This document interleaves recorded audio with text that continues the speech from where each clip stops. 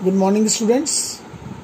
Today we will proceed for the further topic, that is distance and displacement and uniform and non-uniform motion. मैंने कल आपको बताया था कि डिस्प्लेसमेंट क्या होता है, ओडोमीटर बताया था. डिस्प्लेसमेंट क्या होता है means displacement means change of place in a particular direction. It is the shortest distance covered by a moving body between the initial and final position of the object in a particular direction. Right? The unit is meter. It is a vector quantity. Displacement may be zero, but distance will be never zero. Displacement तो zero हो सकता है, लेकिन distance will be never zero. Illustration: let a girl, इसका example explanation से देख लीजिए. Let a girl goes to a market which is 4 kilometers away from her home.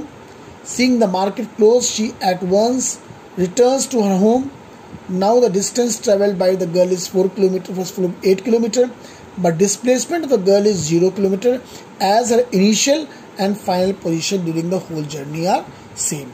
So this is the description of displacement. Distance and displacement में difference आता है 2 marks में.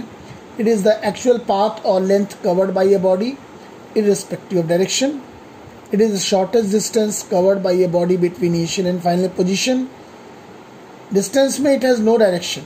Distance में direction नहीं होता. It has a definite direction. It can be not be zero. It can be zero. Displacement मैंने अभी आपको बताया.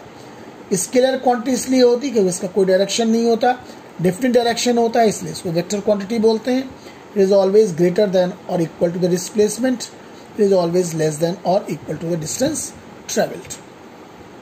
यूनिफॉर्म मोशन मालूम है, जब एक जैसा मोशन हो, यूनिफॉर्म एक सिमिलर स्पीड में, तो उसे यूनिफॉर्म मोशन कहते हैं. When an object covers equal distance in equal interval of time, however small or big the time interval may be, the object is said to be in uniform motion. A train moving at constant speed of 120 km per hour, अगर कोई एक train है वो एक uniform speed से 120 km per hour की speed से चल रही है, यूनिफॉर्म मोशन कहेंगे.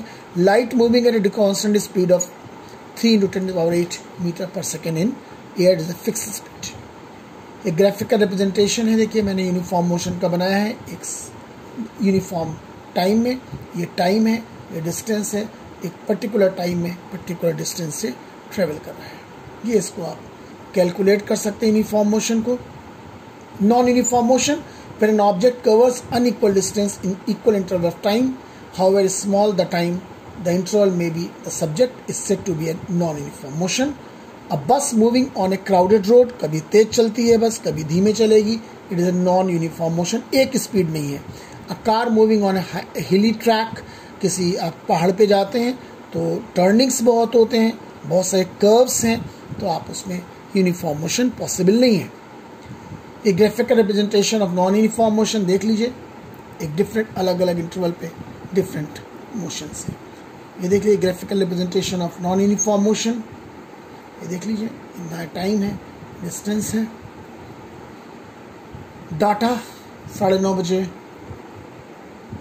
ये देख लीजिए distance travel by object in metre 10 metre, distance travel by 12 metre, 9:45 में 20, 19 is a non-uniform and non-uniform motion. This is all about this. Thank you. Have a nice day.